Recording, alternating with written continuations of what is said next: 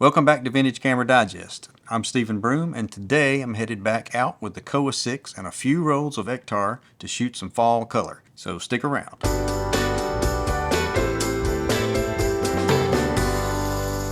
I did a comprehensive review of the Kowa 6 a couple of months ago, so if you haven't seen that yet, I'll put a link down in the description, and I'll also add it to the end of this video. But today, I'm revisiting the camera to take it out on a local excursion in search of fall color. Here in Georgia, we don't usually get the fantastic, brilliant color changes that you might find a little further north. Some years we do, some we don't. But I wanted to get this camera out again, and trying to capture some of the season seemed like a good excuse to do so. I've got 3 local parks to visit today, so maybe I won't come back empty-handed. But let's go. So I went on a walk yesterday and noticed that the leaves are changing color now. It's almost like it happened over the weekend. So we've got some nice reds and some oranges.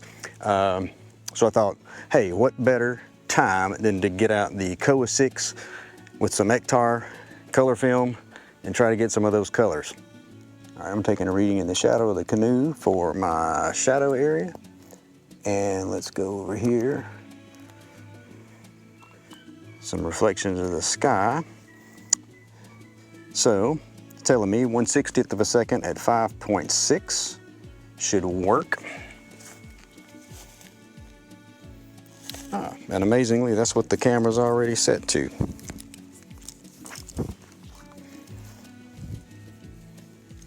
All right. Well, we'll get one like this, and then I'll get one with a slightly greater depth of field. Make sure I'm not locked. All right.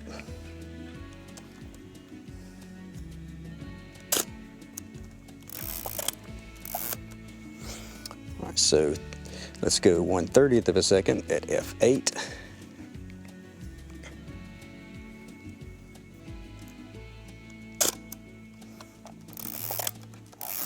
Now let's go with a shallower depth of field. So I've got 1/125th at f4.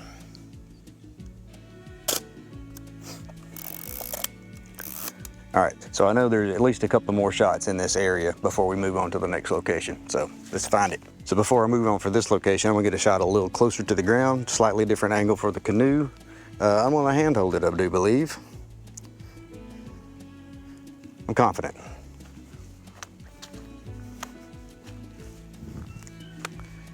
But you know what? I have a tripod here and I have expensive film.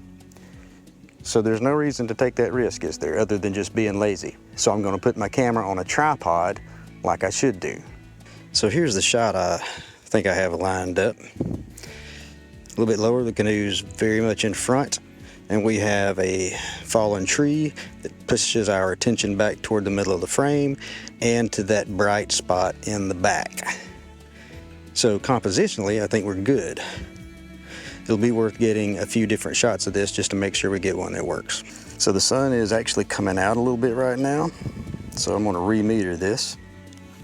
Still using the shadow in the front for the canoe. All right, memory.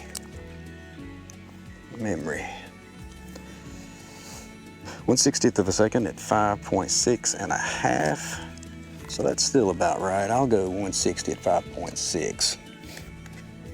Actually, I'm gonna shoot this at f8 since I've got, actually I'm gonna shoot it at f11 because I want deeper depth of field here. So we've got 1/15th of a second at f11. All right, get framed up, make sure we're in focus. Looks good. Make sure I get the top of the trees back here. Okay, let's go for it. I'm gonna do one more just like that, the 1/15th of a second, f11.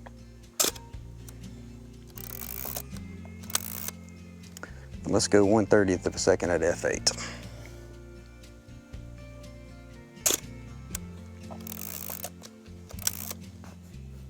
I wonder if this is one of those things where I can shoot a whole roll of film on this subject.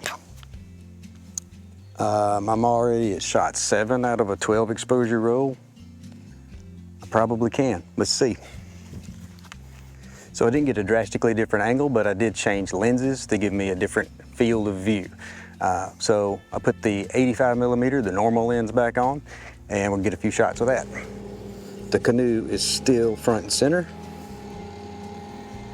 All right, so I've got 1/60th of a second at 5.6 and a half.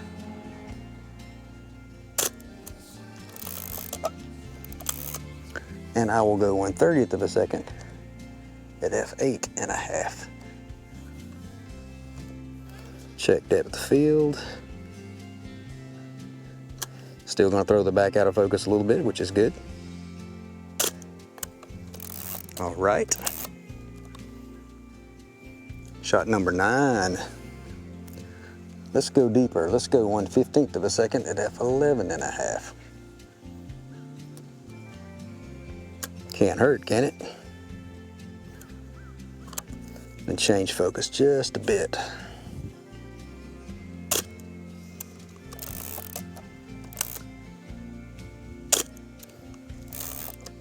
Right, is there anything else? Let's see. I think I want to walk over that way and see what's over there. I've just got a couple of more frames to shoot, and I bet we can get them over there.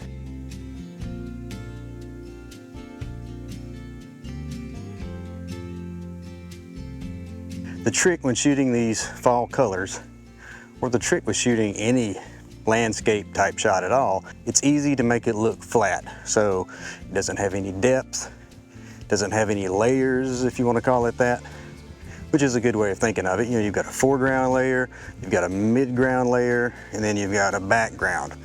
What I would like to do is to have the fall color in the mid to background layer and have some sort of point of interest up front. So finding that point of interest in a nature shot or a landscape shot, that's sort of the trick. Now, what I want to do, get this little nice spot of color right back through there, and we have this boulder here in the front, but we do have this tree really, really close to the boulder. So I'm going to try to make a shot out of this. So the problem with putting the 85 back on is that the longer focal length I get to, the more that perspective is compressed. And that's not what I really want. You know, I'm looking for layers. So I don't want to compress this perspective too much. Let's say if I took the 150 out here, everything would just be flat.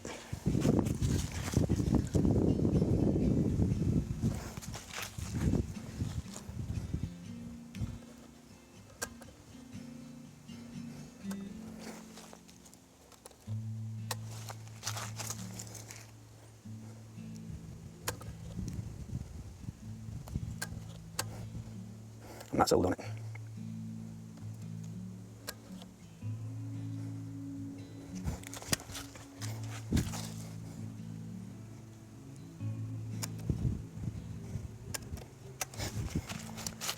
Maybe I should focus on this area. So if I can shoot at 2.8, this is going to give me sort of a foreground layer and a background layer. So let's just see.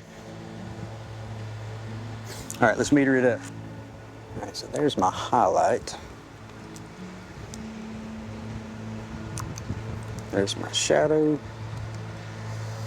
All right. 1/125th at f4. So I can go 1/250th of a second at 2.8.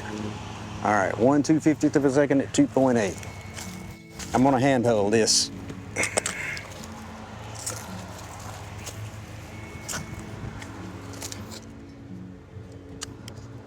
All right, it's set. Make sure we've got accurate focus here because it's razor thin depth of field. Unlock the shutter.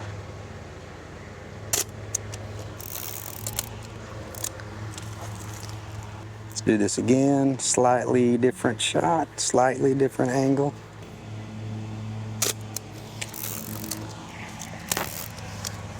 All right, that's the end of that roll. We're going to travel to a new location.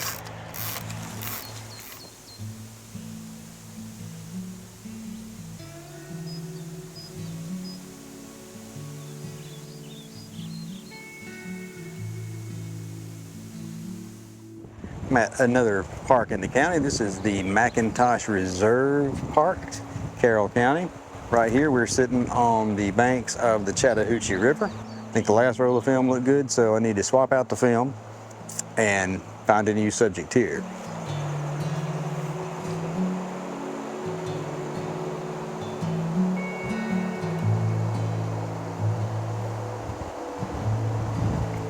All right, so I think I found my first shot.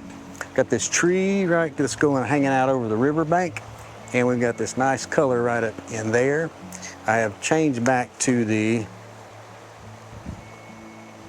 85 millimeter for this. So I'm gonna shoot pretty wide open at f4 to separate the foreground from the background. So I've already metered a highlight and shadow area, and it's giving me 1/250th of a second at f4. And that's a good shutter speed to have because the wind is blowing a little bit. Unlock the shutter.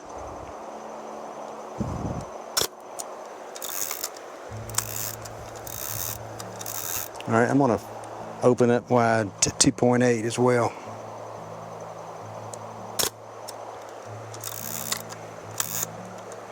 All right, in search of the next one. So I found another shot right through here. So I've got these trees that are leaning over the bank, and there's a stump and there's another stump in the water there. So that's gonna give me some layers, and then you've got the river in the background. So I want to shoot this pretty wide open. I don't want that much depth of field. So I've got the 150 millimeter on here at f4 with a shutter speed of 1/250th. I've already metered to check it, make sure it's right.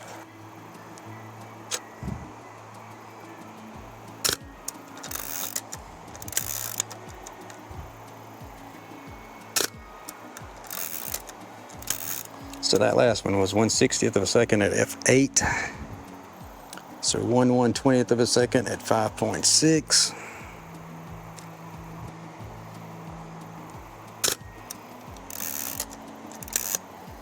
And 1/250th of a second at f4.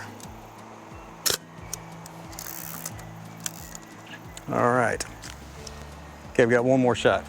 I decided to put the 250 on there to get out close, and I metered it, and the exposure is 1/125th at 5.6.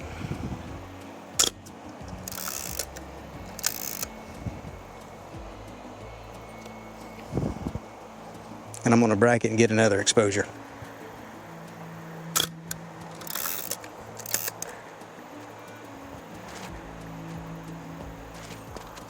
Let's make sure there's not anything else while I'm here. Oh, that looks good. All right. Change batteries and move on. Sort of framed up this. Gonna have some of the rocks in the foreground, and we're gonna fade off into some of that color. So I've got the aperture set at f5.6, and my shutter speed is 1/60th of a second.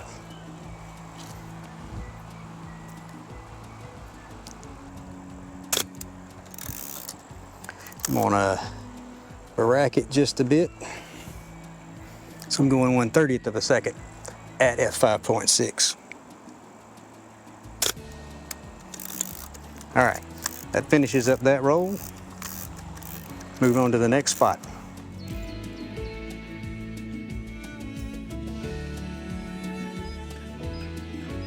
So I'm down here at Moore's Bridge Park, and this is the first time I've been here at this particular park, and it looks like all the cool places are gonna either be a hike or a bike ride. And I am equipped for neither of those things today. But I do think that I will come back at some point and explore this. It'd be nice to get the bike out and do this, so I think I will plan to do that. And I'll make sure to bring a camera and y'all along with me. Man, it was a super nice day out there today. It just felt great to get out and take in some local nature. And I was pleased with what I got. And most importantly, I had fun shooting this classic from the late 60s. Since I used a tripod for all of the shots today, I made good use of the Kowa tripod mount. With this accessory, you don't need to remove the camera from the tripod, or in this case, remove the quick release plate just to change film. Unfortunately, I didn't get to explore the third part, But I will be back with a bike next time, so that should be a fun outing, and I'll make sure to bring you along with me. Well, that wraps it up for today, but I want to encourage you to get out there as you can and enjoy this time of year with the camera of your choice. Heck, even if it's the camera on your iPhone, just get out there and create something beautiful, for you. See you next time.